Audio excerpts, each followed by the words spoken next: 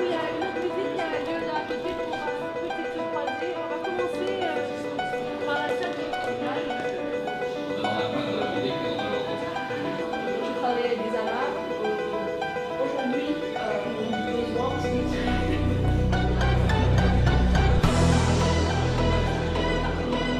Allez-y, écoutez.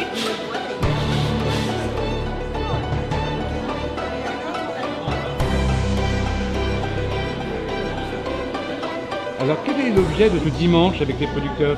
Faire rencontrer justement les coopérateurs ou les futurs coopérateurs avec les producteurs qui, dans l'ensemble, ne travaillent pas tous pour l'instant avec Scopelli, mais qui sont en passe éventuellement de travailler dans les mois prochains avec Scopelli. On est en cours d'installation comme paysan boulanger dans le pays de Ré et on produit du pain au levain à partir du blé qu'on fait pousser nous-mêmes. Voilà. Qu'est-ce que tu penses du projet Scopelli? C'est un truc de dingue. C'est génial de voir des gens comme ça avec cette énergie, avec cette volonté d'aller directement voir le producteur. C'est hyper important et valorisant pour nous.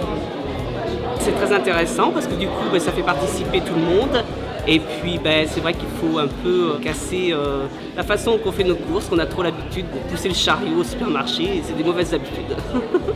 Le projet de Scopelli, on en a entendu parler il y a quelques mois et en fait juste après une projection de Food Coop dans la ville où on habite. Donc quand on a vu le film, ça nous a tout de suite parlé ce projet-là.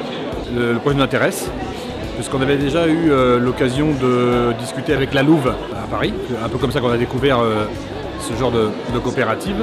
Scopelli, pour moi, c'est un super projet parce que ça remet l'humain au cœur du système économique en fait. Puis travailler en circuit court, en local au maximum, je trouve ça bien. J'adore en fait l'idée de pouvoir participer à sa petite échelle à autre chose en fait. Et on est vraiment là entouré de gens qui en fait mettent du cœur dans leur métier. Ils ont tous envie de travailler avec Scopelli. Scopelli leur propose tout de même une charte avec ces notions de respect des prix, de respect du travail. Allô, bonjour Monsieur Duré. Marie-Josée Salé pour Scopelli. Je vous appelle parce que j'ai eu vos coordonnées par Véronique de la ferme des Trois Chênes au Langeron.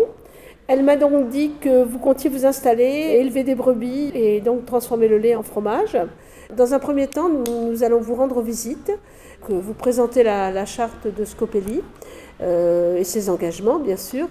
Et puis voilà, vous soumettre à un petit questionnaire justement sur vos attentes, la façon dont vous souhaitez travailler avec Scopelli, la régularité avec laquelle vous souhaitez travailler également, c'est important. Alors le but de Scopelli, c'est de faire travailler surtout des petits producteurs ou des producteurs qui débutent ou des producteurs en conversion bio, bien sûr, parce qu'on veut favoriser le bio.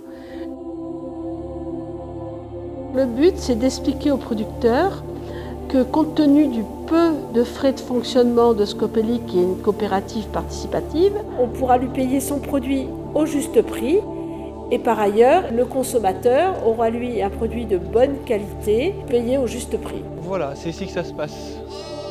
Alors, vous en avez combien de brebis? 60 et on en traite une douzaine en ce moment. Et donc la traite a lieu combien de fois par jour? 2 fois par jour. Donc en moyenne, c'est 1 litre par jour. 1 litre? Ouais. Donc oh ici, là on là a 11 ou 12, ouais.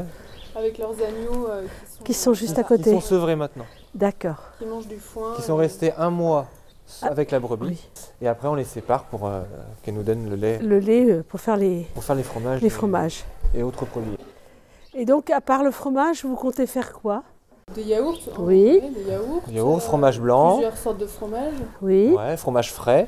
Oui, c'est bien. Fromage frais et feta. On a trouvé cette ferme en octobre 2016.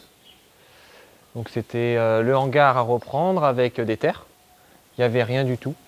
Le hangar était neutre, était vide. Et là, on a tout installé pour l'élevage de brebis. On a beaucoup moins d'animaux qu'un élevage conventionnel. Ils vont être essentiellement nourris d'herbe, donc au pâturage, donc dehors, dans le milieu naturel. Et ils ne sont pas poussés. C'est-à-dire qu'ils vont se maintenir sur une moyenne et on ne va pas chercher à ce qu'ils battent des records de production, que l'animal en souffre à la longue. Donc en fait, nos brebis ont beaucoup plus de lactation qu'un élevage conventionnel. Elles seront beaucoup moins malades parce qu'elles mangent du foin. Pas d'ensilage, pas d'enrubanage, pas de farine. Seulement en friandises, elles ont seulement un mélange céréalier. On leur donne ça au moment de la traite. La ferme qu'on a reprise ici, elle est de bio d'origine. Le seul problème, c'est qu'on devait acheter des animaux et en bio, des brebis laitières, c'était introuvable. Donc on en a acheté en conventionnel. Donc on les a sortis des élevages intensifs. On les a ramenés ici.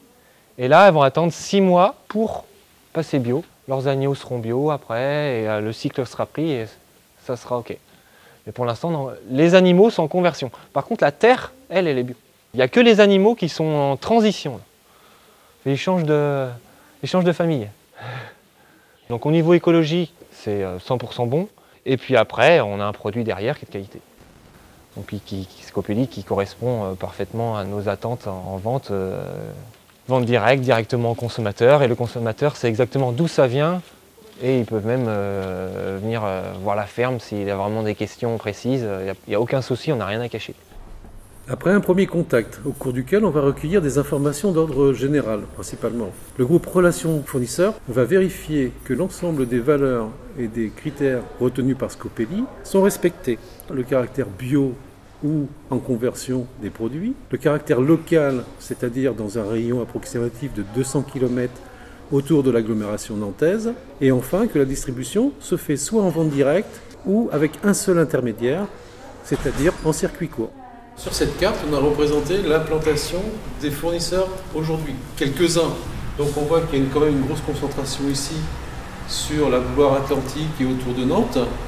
Et puis on voit aussi qu'on peut aller un peu plus loin lorsque le producteur propose des produits de très bonne qualité ou bien des produits qu'on ne va pas pouvoir trouver localement. Celui-là, c'est... C'est à Eiffel-Zerbe, celui-là. C'est de la crème. Il doit y avoir du poivron. De l'ail toujours. L'ail, c'est incontournable. Délicieux. Celle-là, c'est au lait cru. On est tous les crus, Ouais, c'est ça. En fromage, il n'y a pas de recette, on va dire. On peut tout faire.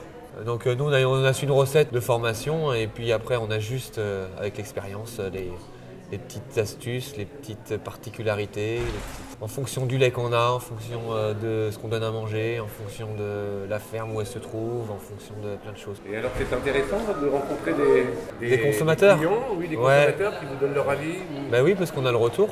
Si on s'est planté, on améliore. Donc il y a toujours un travail à refaire derrière. Donc on améliore le produit, on essaye de voir ce qui ne va pas. S'ils trouvent très bon, voilà, c'est super parce qu'on a accompli notre travail, quoi. J'étais là ce week-end, donc c'est clair.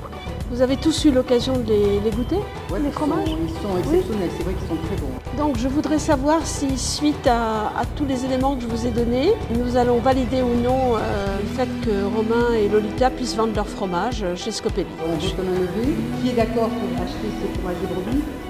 Je crois que c'est à nous. Une fois que toutes les vérifications sont terminées, on va pouvoir, dans la mesure où les critères sont respectés, bien sûr, rentrer le fournisseur dans la base de données de Scopely et procéder à une première commande.